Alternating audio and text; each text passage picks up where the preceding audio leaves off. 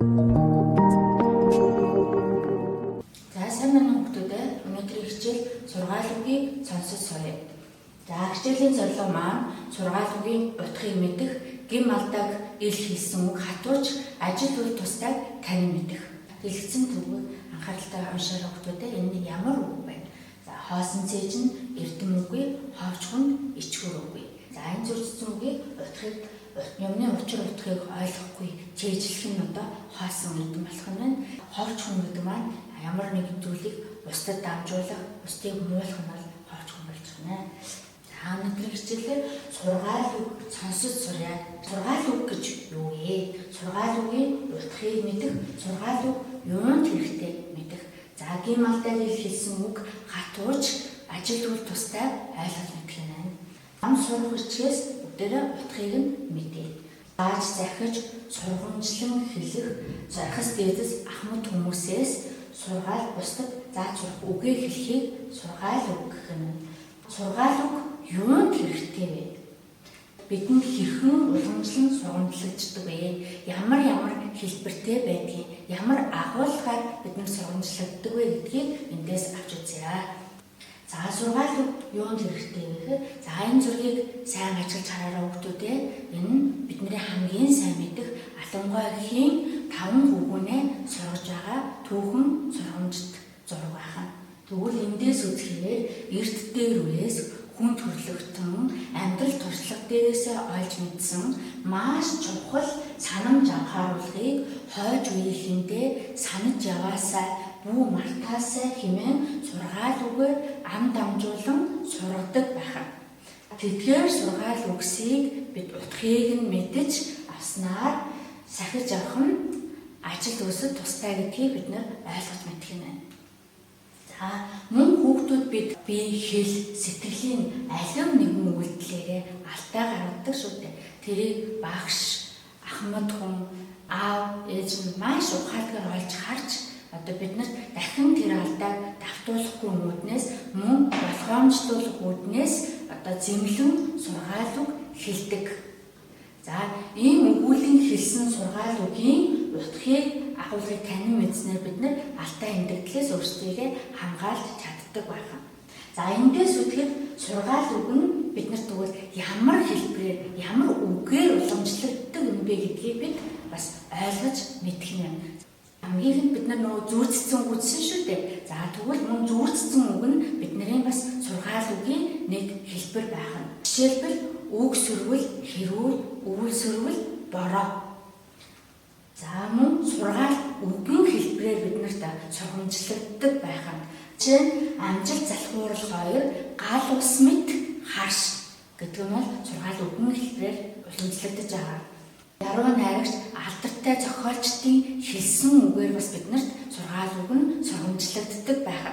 Жишээ нь аль тааламжтайг нь бус чухлыг нь зөвлөж бай. Энэ бол эртний грекийн яруу найрагч Солон гэдэг хүний хэлсэн үг байна. Сургаалын зохиолын хэлбэрээр биднэрт сургамжлагдан үлдсэн байна. Жишээ нь Чингисийн бэлэг сургаал зохиол мөн цаасан шүү зохиолууд байдаг байна. Мөн улс төрийн алдартай хүмүүсийн онч мэрхэн үгсийн хэлбэрээр бас биднэрт уламжлан сургагдсан байдаг байна. Жишээ нь хүмүүсээс даалт муу зүйл хэлэх нь бузар булаа ичгүүртэй хэрэгдэж Монгол улсын ерөнхийлөгч асан нацгийн баг бандгаан сурсан сургамжит үг байдаг байна. За мөн түүхч, номлогч хүмүүсийн одоо хэлсэн үгээр бас бидэнд уламжлагдан сургамжлагдсан байдаг байна. За энэ юу ч асуудаггүй хүн, юу ч сурдаггүй гэсэн 17 дугаар зууны Английн түүхч Буллер гэдэг хүний хэлсэн үг байна. За эндээс авч үзэхэд сургаал үг нь маш олон төрлөөр, маш олон хэлбэрээр биднэрт сургамжлагддаг байна. Энэ үгийн утга агуулгыг одоо бид нар ойлгож мэдснээр алдаа эндэгдэл гаргахаас сэрэмжлэх одоо гол агуулга болж өгдөг байна. За тэгвэл сургаал үг ямар агуулгатай юм бэ? За сургаал үгийн гол агуулга нь сургаж номлосон, сануулсан, хоригдсан, ятгсан, анхааруулсан, болгоомжлуулж байгаагаараа гол онцлог агуулгатай байдаг байна. За тэгвэл энэ сургаал өгүүлбэрийг уншаарай багш нь төрүүлж одоо жишээнүүдээр авч үзсэн үг байгаа. За эдгээр үгийг уншаад гэр бүлийн нэгэн гишүүнээрээ өөртөө энэ сургаал үгийг хэлүүлээрэй. За багш нь жишээ үзүүлье. За багшаар нь авч байгаа үг бол нөхрийн хэрэг бүтвэл өөрийн хэрэг бүтнэ.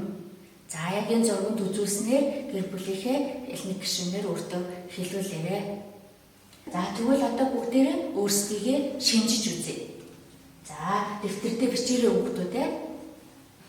За сая сургаал үгээс би ямар сургаал үг сонссон бэ? За хэлбэр талаас нь үзгэн тэ зөөцсөн үг сонссон. За онч мэрхэн үг хэлбэртэйгээр сонссон гэд за тэр бичээ. За сонссон сургаал үгээ өөрийн үйлдэл үгээрээ бодолтойгоо жишин тайлбарлаж бичээрэй.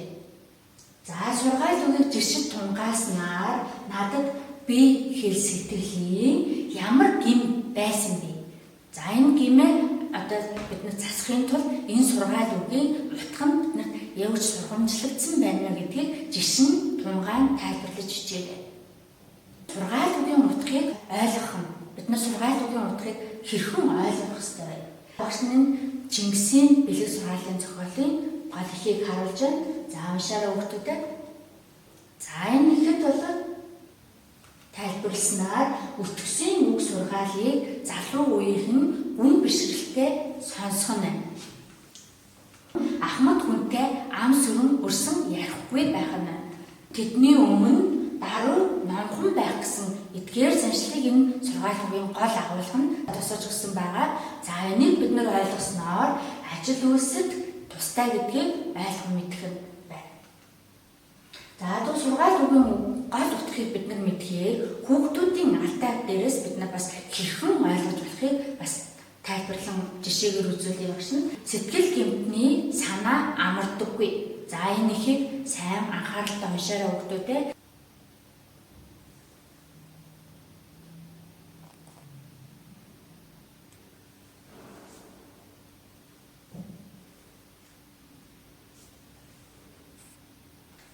Нэхийг уншсанаараа бид нар ямар гим алдаа гарч байгааг мэдэж авч болно.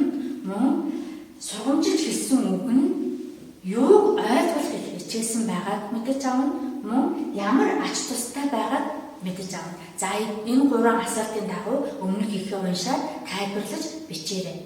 Сургаал үгс нь зөв үйлдэл хийх, зөв ярих, зөв бодох гэх мэт бие хэлний сэтгэлийн зөв үйлийг сургамжлан ойлгуулдгийг бид нар өнөөдрийн хичээлээс мэдэж авлаа.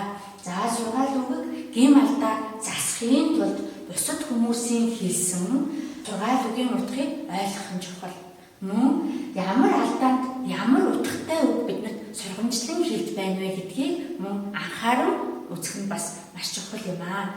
За мөн чухам юуны төлөө энэ сургаалыг бидэнд сургамжлагдан уламжлагдж байгаа вэ гэдгийг бид нар бас ухаарч авах нь маш чухал юм аа. Гэрийн даалгаварт сорх хүчгийн 34-р хуудасны саруул оюуныг баясгах чимээ сургаалаас алтай гэмтээ яаж ялгсан байгаа хэсгийг нь бичээд тайлбарлаж бичээрэй хүүхдүүдээ. Анхаарал хандуулсанд баярлалаа.